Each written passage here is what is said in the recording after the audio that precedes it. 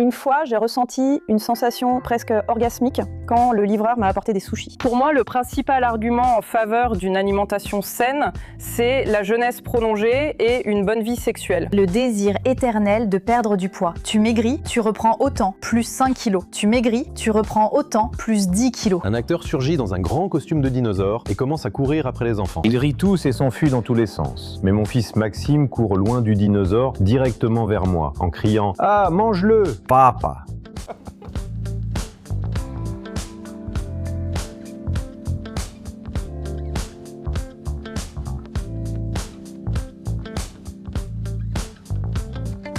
Je me suis jamais rien interdit. Si j'avais envie de manger quelques chocolats la nuit, eh bien pourquoi pas.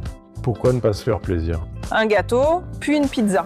Tu manges encore, et plus tu manges, plus tu as envie.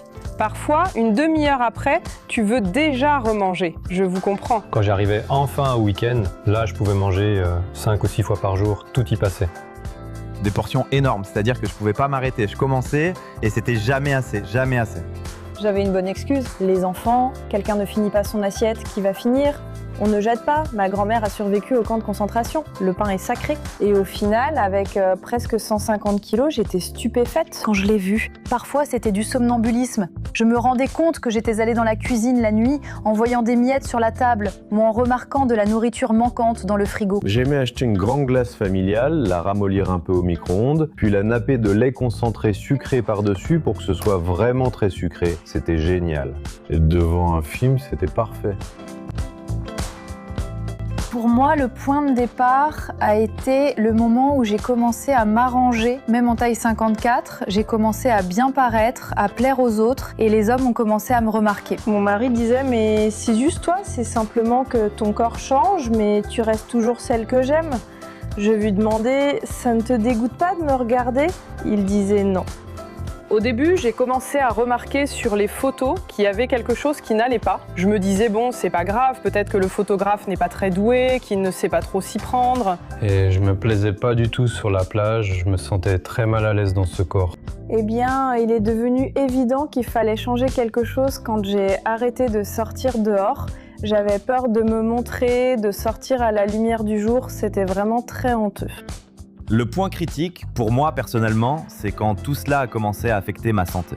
J'ai commencé à avoir le souffle court, notamment en montant au 4e étage au bureau. Puis je restais devant la porte à respirer fort, ce qui était très désagréable. Certaines mesures que je prenais n'apportaient pas vraiment de résultats. Jusqu'au jour où mon organisme a eu une vraie défaillance. C'était vraiment la limite, merci aux médecins, grâce à eux je suis encore là. Et j'ai compris que si tu veux vivre, il faut commencer à changer quelque chose, Pavlik.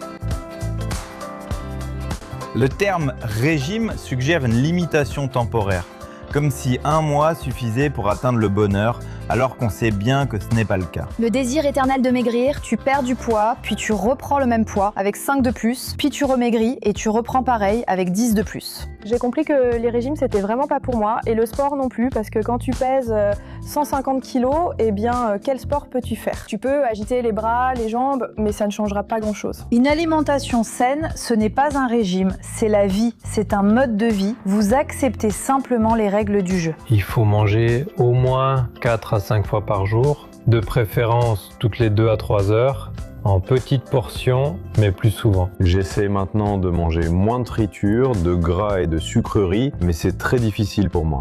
Je n'aime pas les plats avec une montagne de mayonnaise dessus, donc je n'en veux pas. Par contre, pour les fruits de mer, j'accepte un accompagnement. Je fais donc attention à mes choix à table. Mon gros problème, c'est que je peux rester longtemps sans manger, mais quand je commence, j'ai du mal à m'arrêter. Donc s'il y a des banquets, des fêtes, des événements, je me lève simplement de table et je pars. Je compte les calories, protéines, graisses et glucides chaque jour, donc je peux m'autoriser un petit plaisir le matin. Je mange ce que je veux à des heures précises, les portions sont plus petites et en plus j'ai travaillé sur moi-même psychologiquement. Le plus souvent le poids est énorme, c'est une protection contre le monde extérieur. On nous a appris à ressentir la vraie faim. Pas quand j'ai envie de manger pour compenser, pas quand je suis inquiète, pas quand j'ai juste envie de mâcher par ennui, pas quand j'ai besoin que quelqu'un me prenne dans ses bras. Mais je vais quand même aller m'enfiler une glace. Donc le seul critère d'une alimentation correcte pour moi, c'est la faim.